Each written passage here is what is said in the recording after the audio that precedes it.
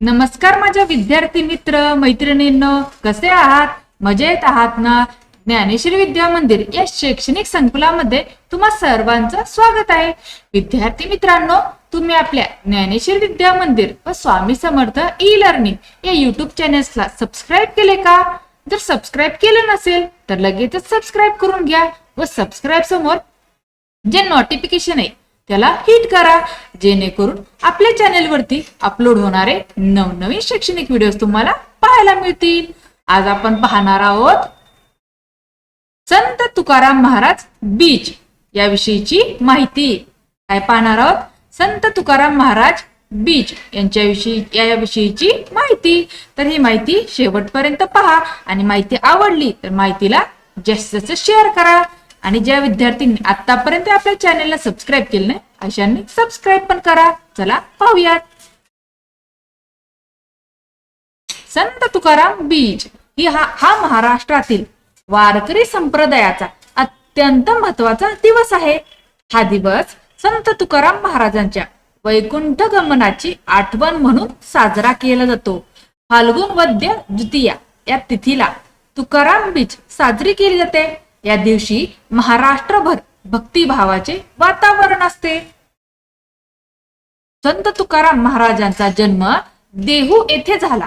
ते वारकरी संप्रदायातील महान संत आणि कवी होते. त्यांचे आयुष्य खूप संकटांनी भरलेले होते. दुष्काळ, कुटुंबातील मृत्यू, आर्थिक अडचणी अशा अनेक अडचणी त्यांनी पाहिल्या, पण त्यांनी देवावरचा विश्वास कधीच सोडला नाही. ते विठोबाचे निस्सीम भक्त होते. त्यांनी आपल्या भावना अभंगाच्या रूपात व्यक्त केल्या. त्यांच्या अभंगातून भक्ती, सदाचार, समानता आणि प्रेम यांचा संदेश मिळतो. बीज म्हणजे दुसरी तिथी. फाल्गुन महिन्यातील वद्य पक्षातील दुसऱ्या दिवशी संत तुकाराम महाराज वैकुंठाला गेले असे मानले जाते, म्हणून हा दिवस तुकाराम बीज म्हणून ओळखला जातो. वारकरी परंपरेनुसार या दिवशी तुकाराम महाराज कीर्तन करत असताना आकाशातून दिव्य रथ आला आणि ते त्यात बसून वैकुंठाला गेले. ही घटना भक्तांसाठी अत्यंत पवित्र मानली जाते. तुकाराम बीजच्या दिवशी देहू येथे मोठा उत्सव भरतो. देशभरातून हजारो वारकरी देहूला येतात. मंदिरात कीर्तन, भजन, अभंग, गायन आणि प्रवचनांचे कार्यक्रम होतात. देहूतील तुकाराम महाराजांचे मंदिर फुलांनी सजवले जाते. पालखी सोहळा काढला जातो.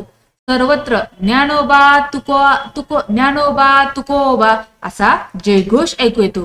वातावरण अत्यंत भक्तिमय आणि आनंदी असते. वारकरी संप्रदायात पंढरपूर या ठिकाणाला खूप महत्व आहे. येथे विठ्ठलाचे प्रसिद्ध मंदिर आहे. संत तुकाराम महाराज दरवर्षी पंढरपूरच्या वारीत सहभागी होत असत. तुकाराम बीजच्या दिवशी पंढरपूर मध्येही विशेष पूजा अर्चा केली जाते. वारकरी अभंग गातात आणि विठ्ठलाच्या चरणी नतमस्तक होतात. तुकाराम महाराजांनी हजारो अभंग लिहिले. त्यांच्या अभंगांची भाषा अतिशय सोपी आणि समजण्यासारखी आहे.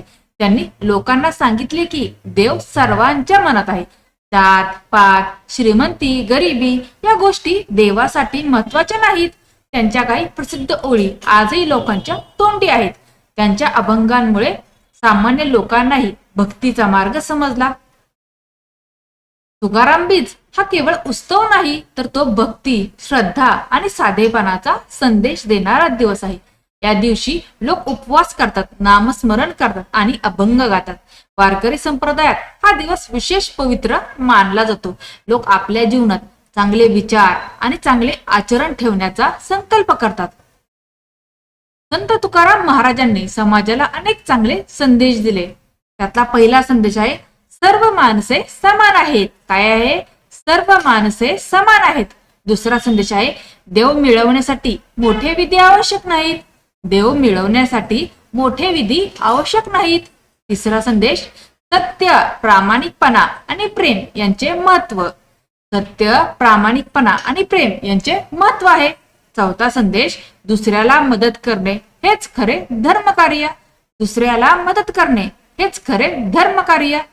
तुकाराम बीजच्या दिवशी या शिकवणीची आठवण केली होते. आजच्या धावपळीच्या जीवनात माणूस ताण तणावात असतो. अशा वेळी तुकाराम महाराजांचे अभंग मनाला शांती देतात. त्यांच्या शिकवणीमुळे आपल्याला साधेपणाने आणि प्रामाणिकपणे जीवन जगण्याची प्रेरणा मिळते. तुकाराम बीज आपल्याला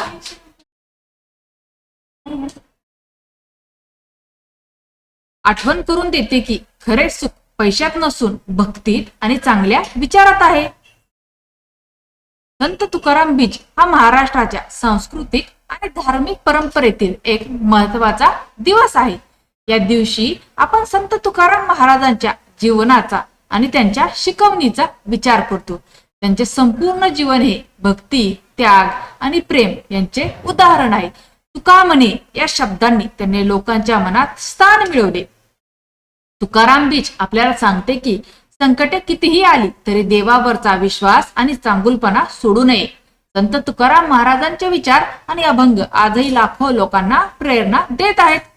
तर अशा प्रकारे संत तुकाराम महाराज बीज विषयीची माहिती तुम्हाला समजली असेल. तुम्हाला आजची ही माहिती आवडली का? माहिती जर आवडली असेल तर माहितीला जास्तीत जास्त शेअर करा. चॅनेल नवीन असल्याने चॅनेलला सबस्क्राईब करा. धन्यवाद.